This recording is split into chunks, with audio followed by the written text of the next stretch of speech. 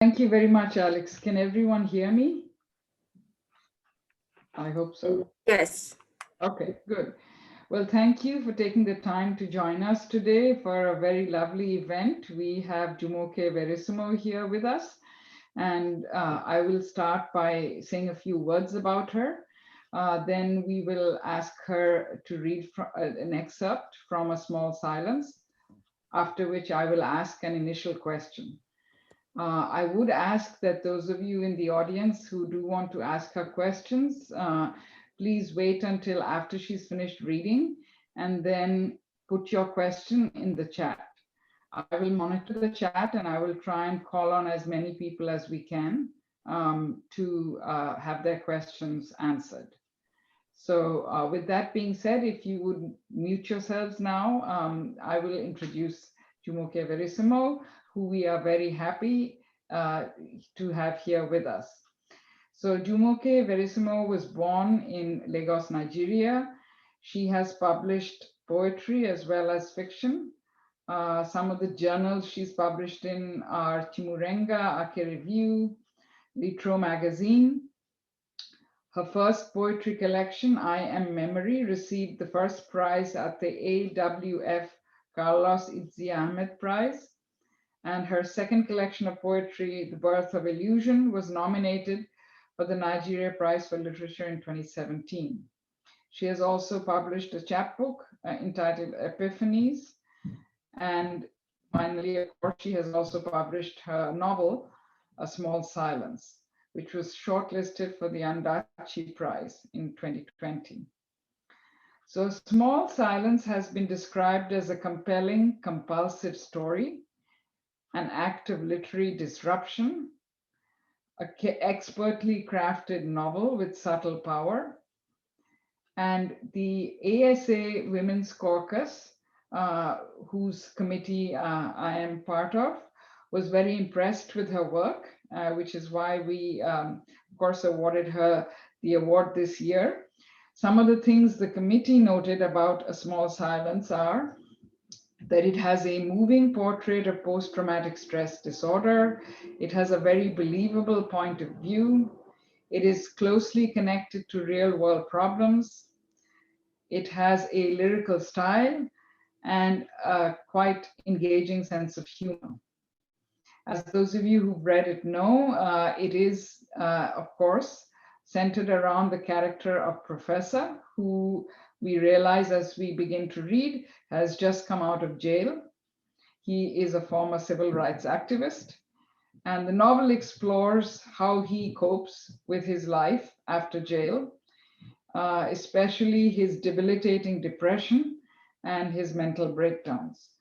What is also unique about this novel is that we see Professor most often through the point of view, or rather through the eyes of a young girl. And that young girl, Desiree, has a hard time understanding what Professor is going through. So at the end of the day, the novel is a compelling testament to the human ability to survive. And those were, of course, some of the reasons why the committee chose her novel. With that being said, I would like to call upon Jumoke Verissimo to read an excerpt from her novel, following which we will have questions and answers. Thank you. Thank you very much, Joya, for that very kind introduction of welcome. I also welcome everyone for joining us. I'm grateful for your presence here today. And I'm also thanking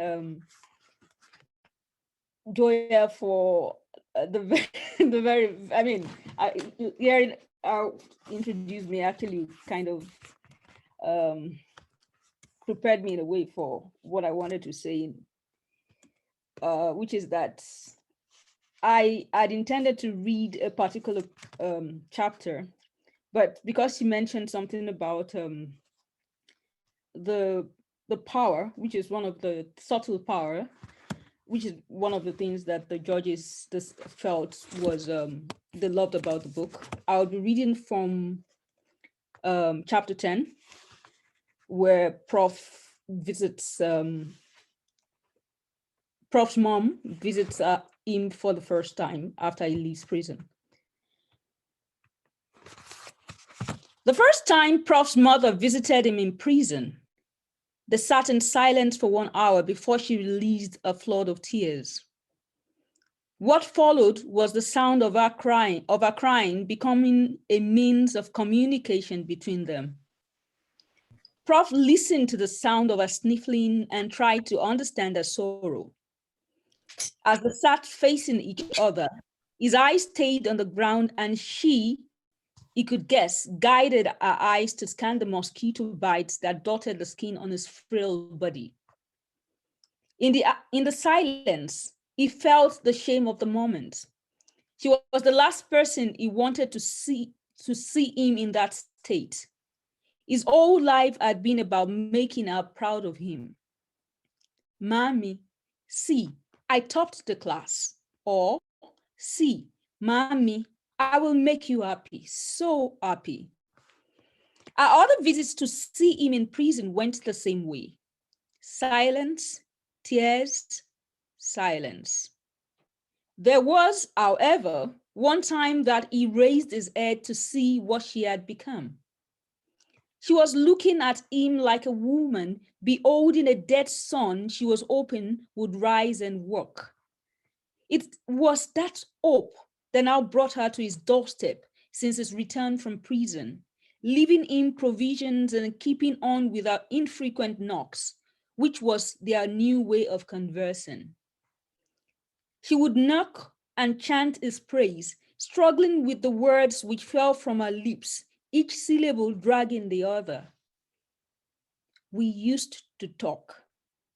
Let me in. He would wait by the door and listen to her recite his praises before she again departed. He always wanted to run after her, just the same way he had wanted to hug her the day he left prison. Yet, he had felt a barrier between them.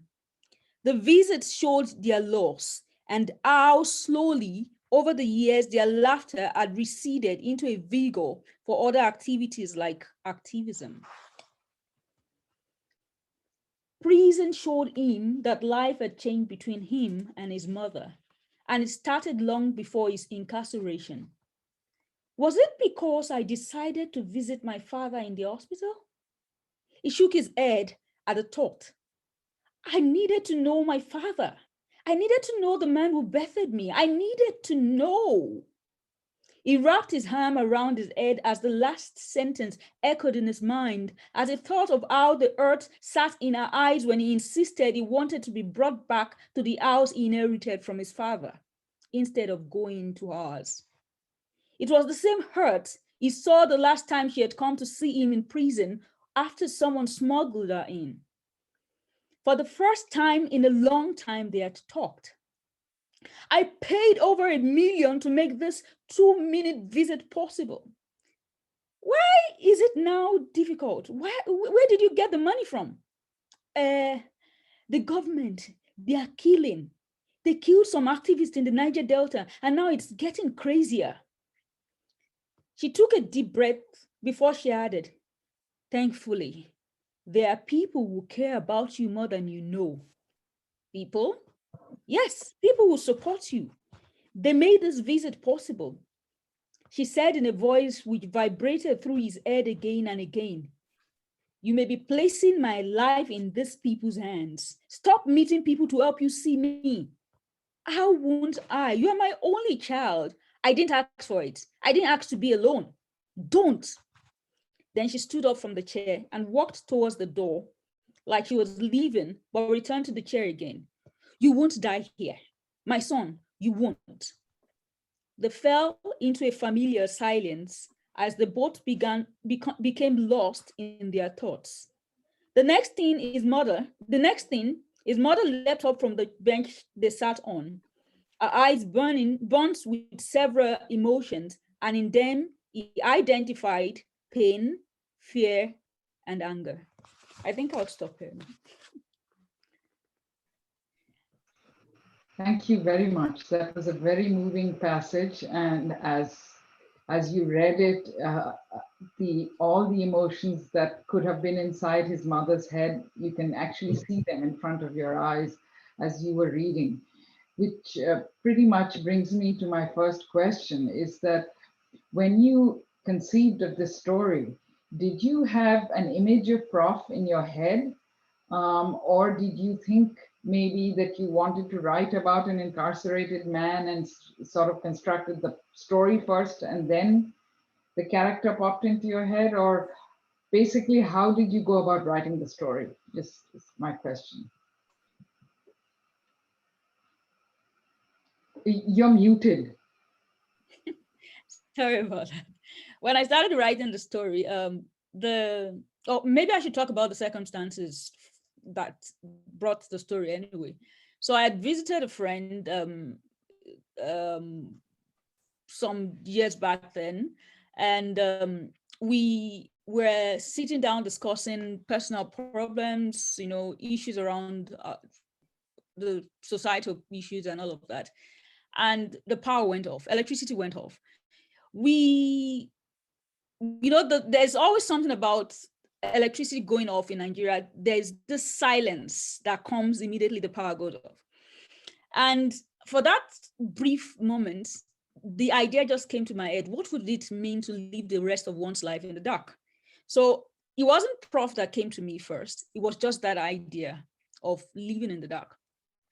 So before I could go downstairs to put on the generator, because electricity didn't return, the idea grew in my head, and I asked that I needed to take my leave and return home because I needed to write a short story. At the time, I hadn't thought that I would be writing a novel, and so it did come up as a short story, which was published in an anthology first and titled The Lightless Room. But I found out that when I started to write the story, the idea of Prof grew, and the idea of Prof, I can't particularly, the idea just started telling itself. It was like the idea of being in the dark room began to grow with the character, and I could see the character of Prof fitting into that. And I began to question that character. And I wanted to understand what people who we see as heroes, who we idealize, what they go through when they leave that limelight, and it was also very good for symbolizing, using the symbolizing that struggle, the light and dark. So Prof actually grew with the story itself. It grew with the idea, but it was a useful symbol for looking at what society does to its heroes. So Yes. That's fascinating. In fact, you touched on the question I was going to ask later, but I'll ask it now, and that is your masterful use of the imagery of darkness. And I think a lot of reviewers have also commented on this. As we read on, we realize, of course, that Prof wants to stay in the dark because of his, memories of jail. But is it also the case that as you were writing, darkness sort of became, if you like, a controlling metaphor, right? Because I think you said that was the name of your short story. And in fact, as we read on, we find out that it's not just Prof, but many of the characters who are sort of in the dark, metaphorically or literally, about what has happened to Prof. So can you talk a little bit about how the darkness and light imagery works in your novel, and how that sort of plays out in how you crafted it? Yeah, so I'm going, I first mentioned, the idea came from that being in the physical space of darkness. And as I began to craft the story, I became fascinated with the idea of, not just the darkness outside of, but the darkness inside as well. And how depression and PTSD and all actually are considered as dark spaces, and even relationships which are not exactly structured to fit into the way society thinks of want it to be constructed are considered, in that space of darkness. So darkness became a way from which I could investigate these things and inquire without exactly considering darkness as a bad thing. It's just a space of struggle, a space of continuous interrogation, contemplation for the characters, and also hopefully the reader as well, and even myself as a writer. Because one of the things that I love to do when I'm writing is I want my writing to also engage me as a writer. I want it to question the norms, the things that I consider as, I want it to take me out of my own safe spaces. I want some discomfort as well, So by moving out of my own safety net, I can also understand how others feel, or I may think that I do, It gives me a way to be empathetic. And I think that's important in crafting the character that I want, which is actually why using the light and dark metaphor worked for that. Was useful for that, the characters. Thank you. That was very insightful. If there is anyone in the audience who wants to follow up with a question, please put your question in the chat or raise your electronic hand, and I'll call on you. We've touched on the imagery of light and darkness, and also how she mentioned how the novel grew out of this central image. Let's see, Mojuba Loku Okome, you have your hand up. If you want to unmute yourself and ask your question, feel free. Yes, thank you very much. I have to confess I haven't read the book, but on this lightness and darkness thing, I'm just wondering, are there any positive aspects of darkness? And the reason I'm asking is because I'm dark-skinned. Majority of Africans are as well. And white-skinned people have dominated the conceptualizations that guide general thinking on what's good and bad. Darkness tends to be associated with negative perceptions, lightness with positive. I find it very troubling, because when you then look at our lives, whether it's the life of the mind or the actual life in physical human space, dark-skinned people are treated much worse than light-skinned people. And then if anybody is going to be suspected of something, before it's proven, it's a dark-skinned person. So what do you make of all this? Because I don't think our understanding of lightness and darkness are necessarily objective of any other kinds of power relationships that exist, even in the creation of knowledge.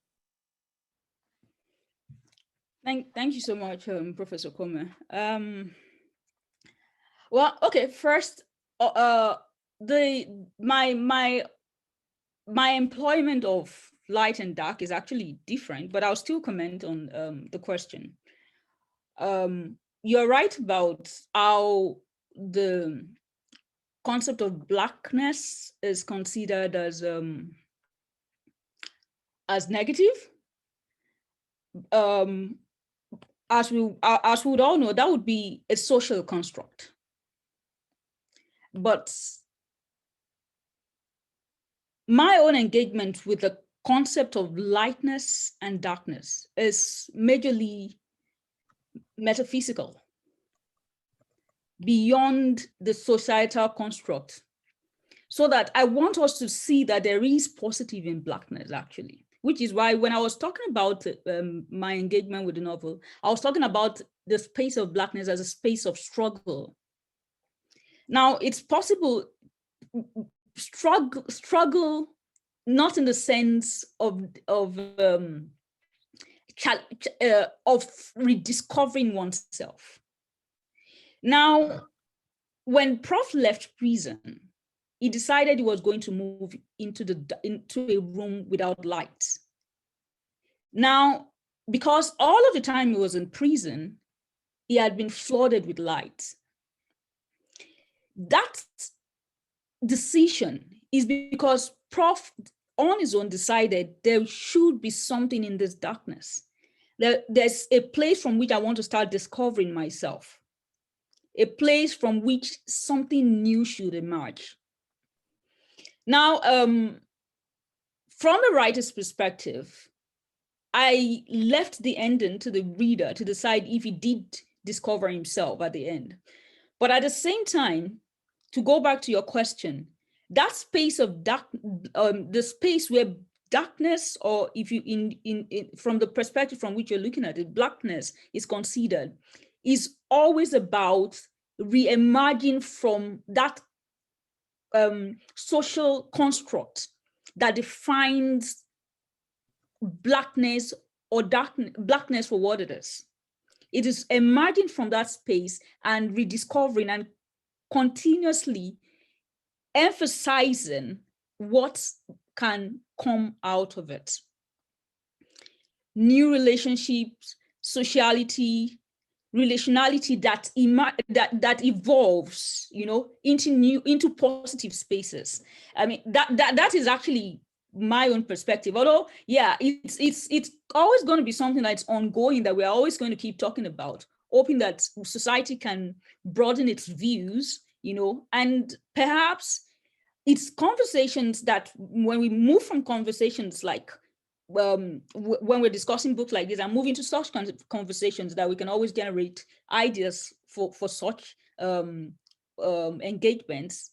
But yeah, primarily what I'm saying is that from Black spaces, new things can emerge. That's my point, really. Okay, thank you very much. Anita Plummer, I'm sorry, Sandra Green has a question. So Sandra, if you'd like to read your question.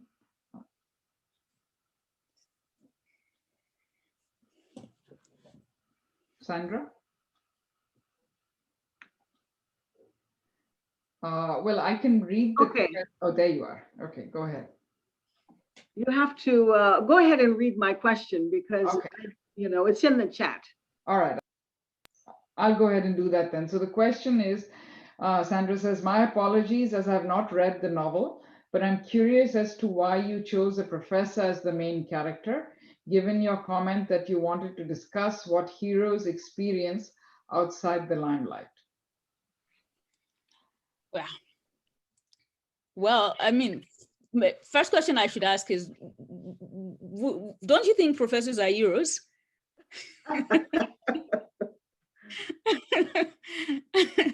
Oh, well, I guess the time when I was growing up in Nigeria, a number of activists were professors, as much as, we had professors, journalists. So perhaps that influenced the way I characterized Prof. Also, the story itself, I wanted a story that could also reflect the tertiary institution, that's the university, and a professor would be the best character to open up that, that space for me to tell that story of the university.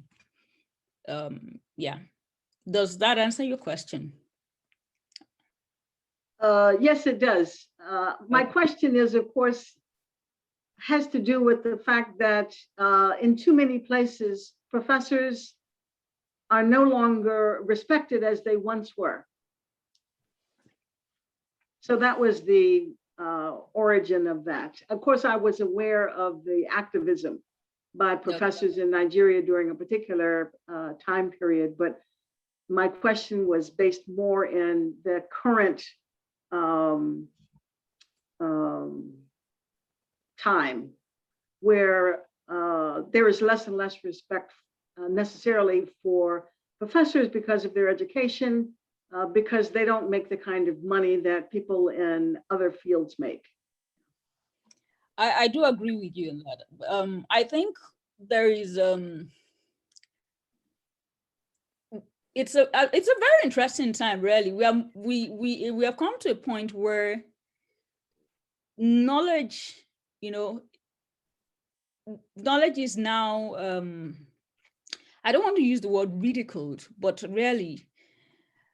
So I do understand. I do agree to a certain extent that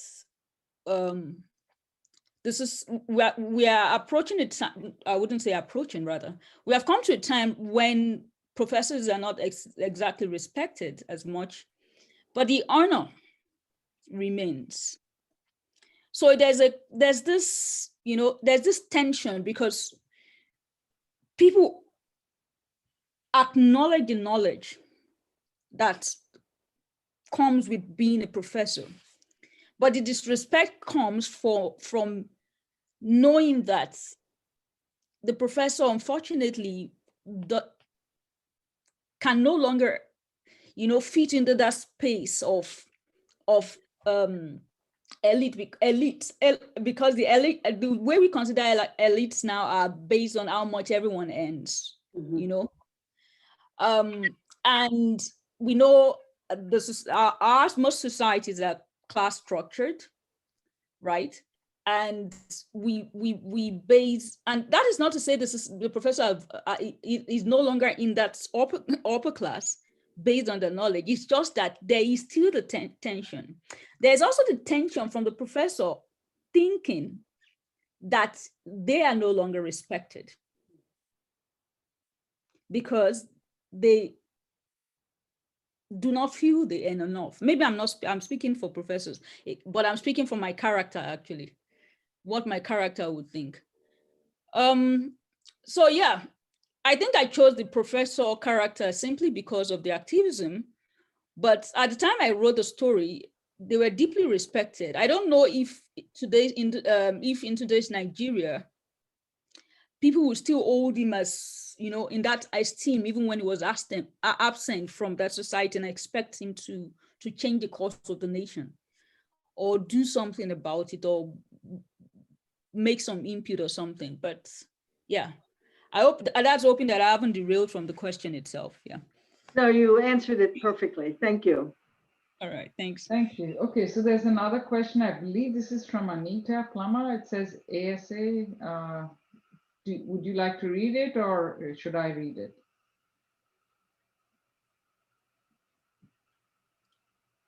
Okay. Okay. Well, the question is, the passage really resonated with me as a new mother of a Black boy. I've been reflecting on mothers of boys and men, both activists and non-activists, who are incarcerated. And of course, those who are abused or die at the hands of state agents. Please share your thoughts on PTSD, on individuals and families who have experienced incarceration.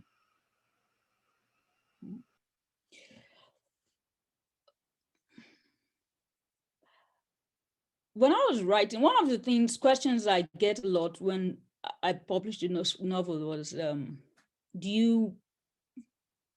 I haven't been to prison yet. Or do you know anyone who's been been imprisoned? Have you had any reason to have that close encounter that could give you that that could make that could bring the reality of imprisonment so close to you, like maybe a family member? And the answer really is no. But I do know that during the Abacha era, during the regime of Sani Abacha, the atmosphere in Nigeria was such that even a 3-year-old would know that something was wrong. Now, it wasn't just, there was fear in the air, and so much fear that when Sani Abacha died, I was returning from school, I think, or somewhere, because I remember walking down the streets and a sudden scream from everywhere. I can't ever forget that day. The scream, the joy, everybody came out and the street was agog. It was like a festival. Like someone had opened the door to joy. Everybody came out. And for me, over the years, that image stayed with me. And I would always think that many Nigerians suffered from PTSD, how much more the families of those who were being imprisoned. Magazines like Tell newspaper, Newswatch, quite a number of these magazines told the stories vividly. Journalists, some of whom I'll meet later, and the activists who were part of this fight, and the struggle, the trauma, which only took years. You could see it. If for someone who you could see it in their eyes, the distrust, the fear, even when things had come to normal. You could see how their wives held on to them when they come to social gatherings. Like they would leave the spaces, or, there was this fear that they would leave the place if they would return, something like hoping they wouldn't return to prison. It took a while before the calmness returned to them. So to return to your question, I had to put that context to say that I may not have gone, I may not have a family who went to prison during the time of Sani Abacha, but I encountered the agony of some of those people because of shared spaces in arts when we were at art events. Some of the stories they told. Someone like Kunle Ajibade, for instance, wrote a book which I read. I can only imagine what he went through. And the imagination is it's a very fertile space. It does things when it has seen trauma, So based on the traumatic events that I have seen in my own life, and the reading of stories from the activists, listening to them, because a lot of them came out to talk about these experiences. A lot of them sat in silence, and that itself is a story to tell. Because the way trauma operates is that you don't even have words for it, for the time from which it comes out. Trauma is such that you begin to the space itself, that condition itself becomes where they return to.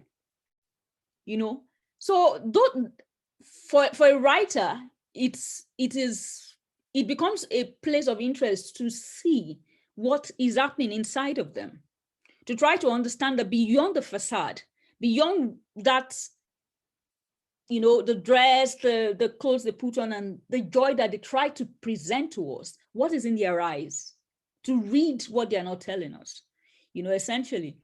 So, yeah. I can't exactly explain what it would be like for an immediate family, but I can say that from an observer's perspective, I think it's distressing on its own. Also, you mentioned something about being a mother of boys. My mother has 3 boys. I'm the only girl, and I have 3 brothers. And I remember that time because one of the things that usually occur was people became suspicious and all of that. And there were also instances where boys weren't exactly safe. So even the anxiety for a mother, constantly waiting for your child to return home in the evenings. So if a child doesn't return home by 10, maybe a child would return home by 9, returns home later. And, mobile phone wasn't available then. So you can imagine the fear that's pacing.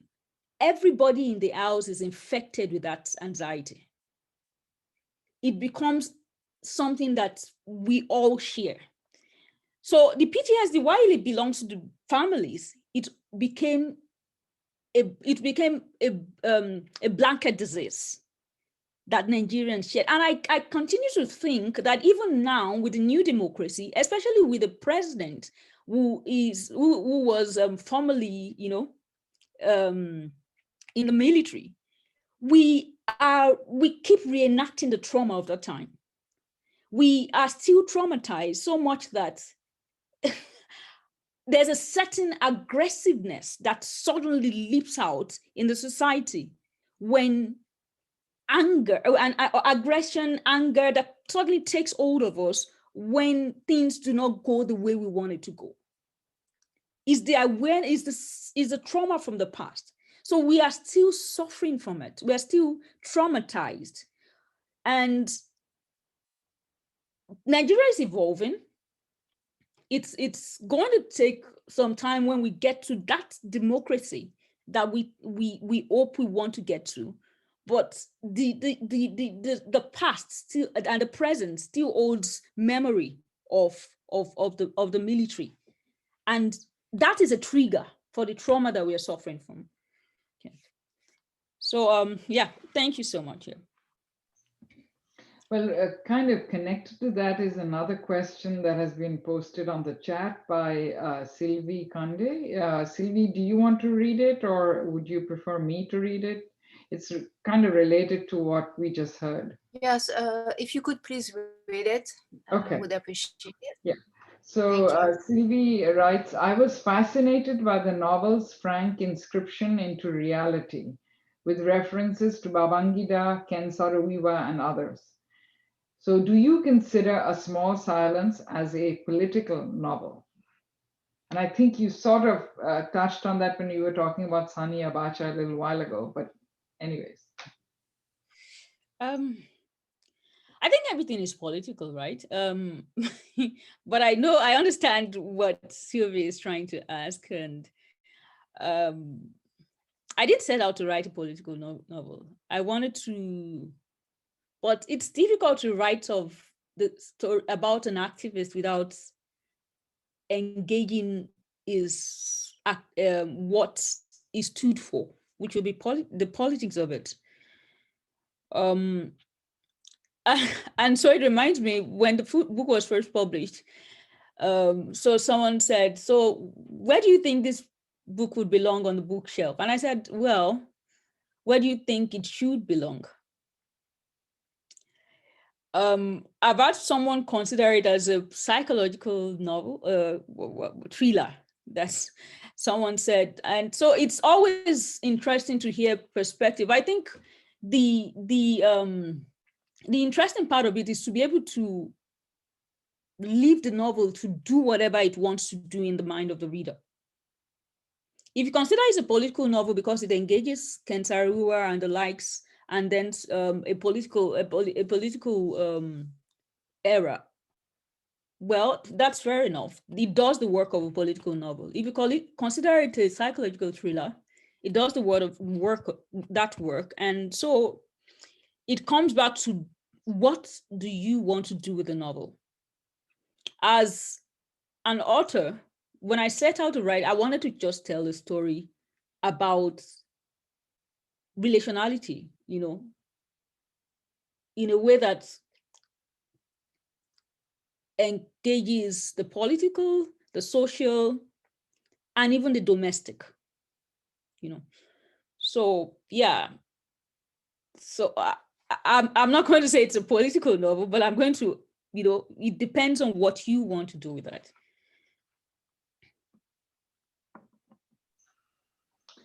Okay, so I'll throw in now a question from myself, and if others want to add questions to the chat, please do. But since you mentioned the novel could be a lot of different things, and you also said that it sort of inspired you initially by, a blackout and the image of darkness. Can you give us a sense as to how long it took you to write the novel? What helped you write it? What created obstacles? How did the composition process go? I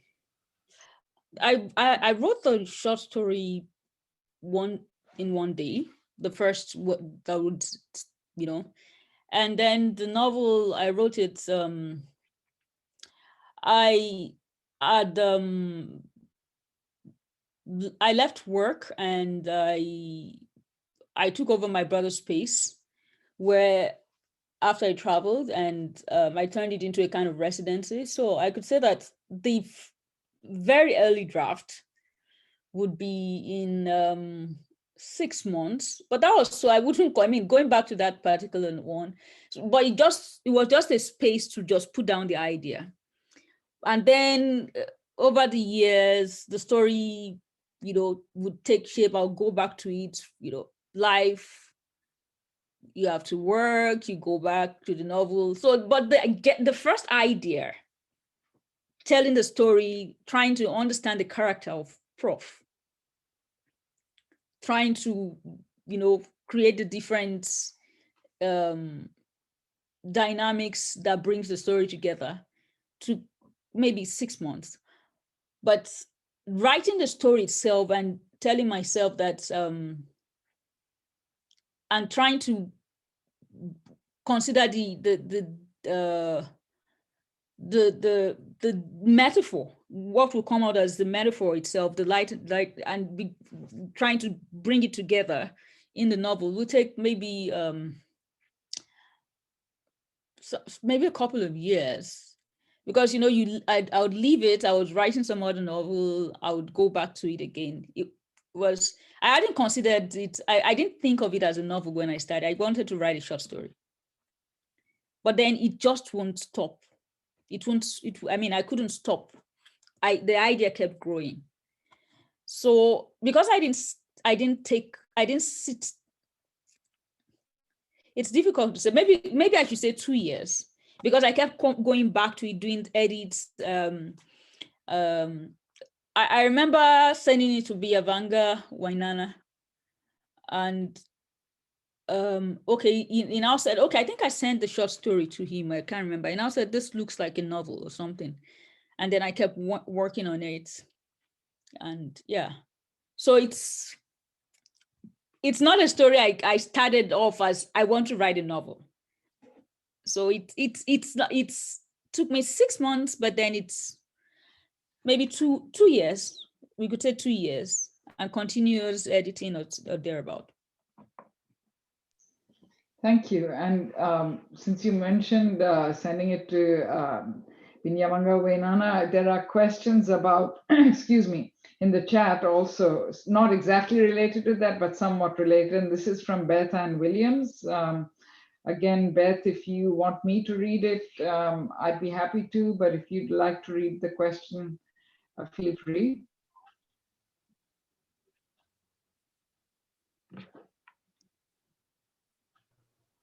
If you would go ahead, thank you.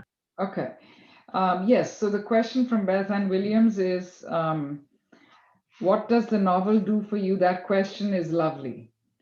So do you have a few standard responses or reactions that you've received about the book? What kinds of interactions really make your heart as an author sit up and take notice? And I was thinking of maybe Binyavanga Wainaina's reaction, but it could be anyone's on Beth's question. Yeah, I mean, Binyavanga is quite supportive. He likes everything. He's a great guy. What doesn't? Yeah, I've heard it's very different from anything I've read. I've heard that, and then I've heard I see myself in it, because most stories about Lagos, I think I try to describe a setting where people, everyday people, and when I mean everyday people, actually can be seen. So one of the feedback I got was, I know the space, like someone saying that they feel like they see themselves in it. And then they also liked someone said the relationship between Desire and a friend was something that she really liked, because female friendships are not actually always explored extensively. Yeah.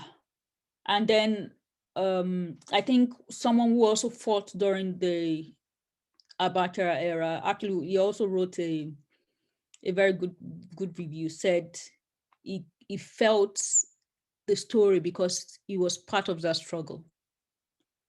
So yeah, these things suddenly make me aware that I just didn't tell a story. It was because sometimes when you're writing a story or writing in any form itself, we never know what we are doing, to the reader. We are creating a world where they're perhaps familiar with, but at the same time, we are studying it closely so that they can look at it from a place where they've, been distracted from previously. So as a writer, I am suddenly aware of my gift and of my limitations as well. This comments, it tells me how far I can go to as a writer. I can go into the mind of a person as a writer, and how limited I can also go into a person's mind as a writer. And perhaps in my future work, I always take comments and feedbacks seriously, because when I'm writing, especially if it's fiction, I'm listening, taking notes of the things that people say, because these are the things they want to hear. They don't have the words for sometimes. So I don't exactly say that I don't exactly consider that my work as a writer is to answer these questions, but I consider it as a gift from the reader to me as a writer, to know what to see, to know how to closely study those things that are present, but are not exactly, that are present, but are not exactly available, accessible, rather, for the person involved to see. Yeah. And this is a reminder that there is a link in the chat to where you can purchase the book if you haven't read it yet or you don't have a copy. There is a link in the chat to a place where you can purchase the book, bookshop.org. But because you were mentioning, Jumoke, about how you got a range of responses, I guess you mentioned right now at the end of your comment that you see it as sort of, you're writing as a sort of gift from the reader. I have to say that given your focus in this novel on a man who literally cannot be seen and heard, right? He chooses to keep himself hidden, and for many years he was in jail. In a sense, to me, that suggests you are saying, or rather representing what it's like to be silenced, to be invisible, and sort of forced, literally by being in jail and also when you come out because of peace. Your book is representing that which is extremely hard to represent, and that is a testament to your skill as a writer, that given you were able to get inside the head of somebody who had experienced this kind of excruciating trauma and somehow represent that on the page. And so you mentioned, that you sort of left the ending hanging. And I was looking at the ending just now when you spoke. It's sort of left to us, right, as readers to figure out. And to me, when I read it, I was saying, oh, he's going to open the window now, and I was getting all excited. And then the book ended. So again, if there's something you could say about, the ending of the novel and, this ability that you have to express this kind of very hard to express trauma that professor is suffering from throughout the novel. If you say a few words again about that. Yeah, I think one of the backlashes I got from most readers, I just don't like the ending. I mean, why didn't they just meet? Why didn't they? But I think the point, perhaps unconsciously, when I was writing that, was to emphasize that trauma itself is ongoing, and unless one deals with it, it really doesn't. It just won't leave like on its own. But then there's also, for desire, there's also that fear of encountering those we really respect and honor. We want to, especially if there's that tension between them, like one that exists between Prof and Desire. She's that certainly realizing that you can meet the person, you can open up the darkness, and when confronted with that, it doesn't look that easy anymore, I just, sorry to interrupt, but I was also thinking of the sequence where they actually see each other and they don't recognize each other, right? Which again is such a anti-climax. And if you can talk a little bit about that what is it like to actually see finally through the darkness and then not actually see or not even understand what you're seeing. I thought you brought that out very masterfully in that sequence where they watch each other and don't realize who the other one is. And they were both, thinking, is this the person? Until, there's like what you just said, there's also when one suddenly confronts the situation that seems to be so clear, and the confusion sets in.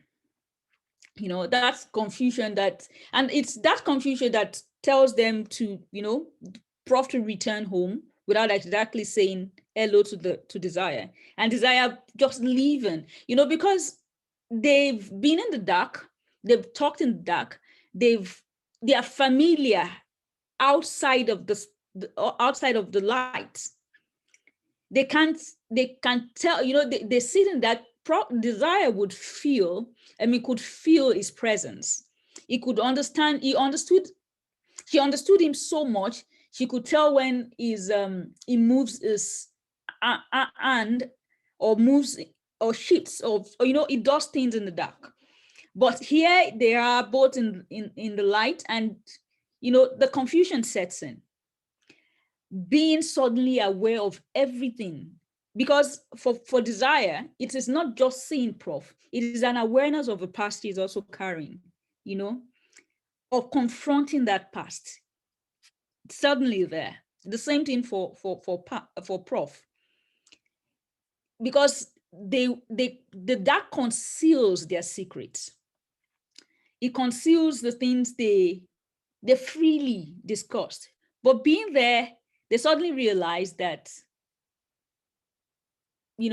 perhaps some of these things can be shared. I mean, considering that Prof himself decided that he was going to be in the dark, suddenly approaching that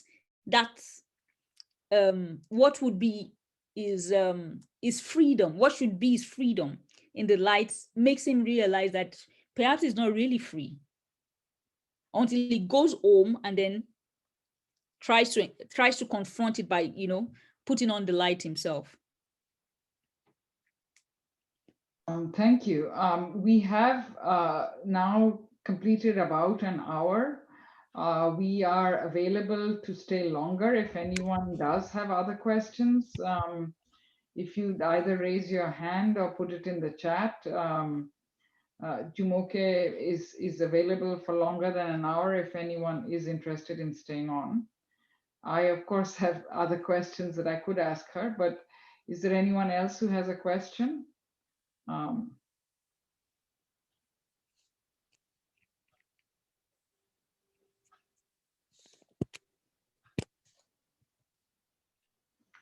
Okay, in that case, I might just ask one final follow-up question, and then if there aren't any others after that, we can end the session.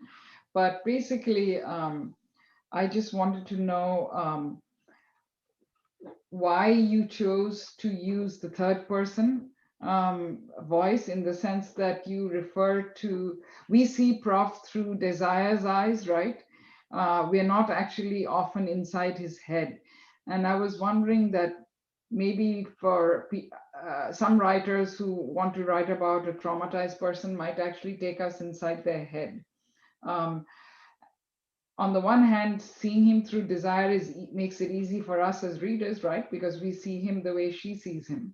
But any thoughts about how you chose to use the third person narrative and the interactions between Prof and Desire? Fun fact, yeah, the first person that would ask the question. And another fun fact is the story was written in the first person, the first draft, actually.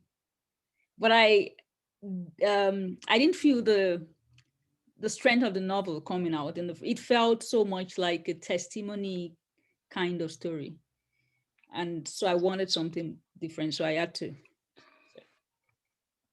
I switched the point of view, but it was written from the first person narrative, the first draft. Actually, the very first draft of the story itself was first person. So you got that right. You got that. That's interesting. So, was it hard to switch like that from first person to third person, or did you had to make a conscious effort to do that, or? I did after that. When we were talking, that was why when we were talking about how long did the story take, the question you asked, that's why I found it difficult to answer, because the first having to switch from that first person point of view took its own. I mean, it had its own challenges, but it also was satisfying as a writer, because I could see something come out of it. Because of the way the story came, and the way I was interrogating the character, it felt at that first, the first writing, like that first person point of view seems to be the best, way to approach it. But rereading it over time, and then I saw that Professor needed to be viewed. I didn't want Professor. Initially, what I'd done was Prof tell a story, Desire tells a story. That was the way it was. Then but it wasn't the kind of, it didn't come out the way I wanted it to. I didn't feel the satisfaction in the telling. So yeah, so that's it. It's actually had its own challenges, but the results, and making Desire see Prof, because Desire becomes from the Desire is the one who was who received help from Prof as a child. So there's this image that she carried of him that I wanted to use as a platform from which to tell the story. So it became more useful to do that. Yeah. Yeah, that's fascinating. However, I did notice that there are some people who have left and others who have joined us. So before we wrap it up, are there any people, whether you came recently or from the beginning, is there anyone else who'd like to ask a question?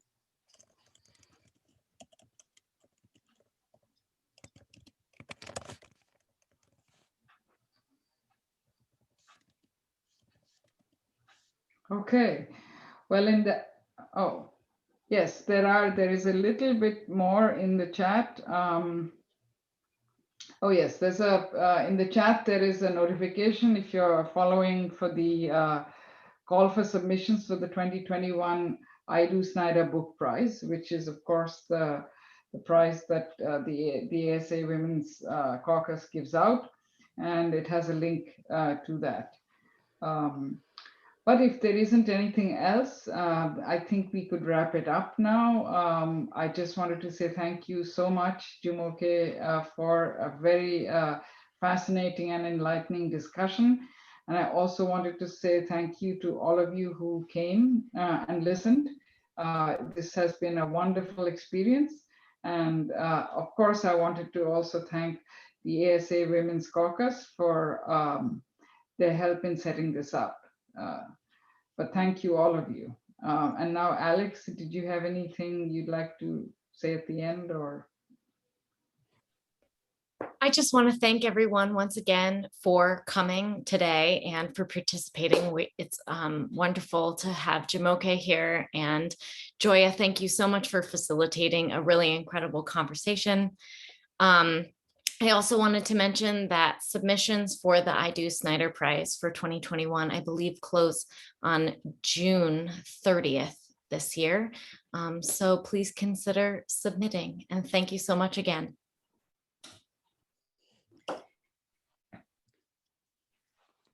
Thank you very much. Goodbye. Have a wonderful day. Thank you so much. Bye. Thank you.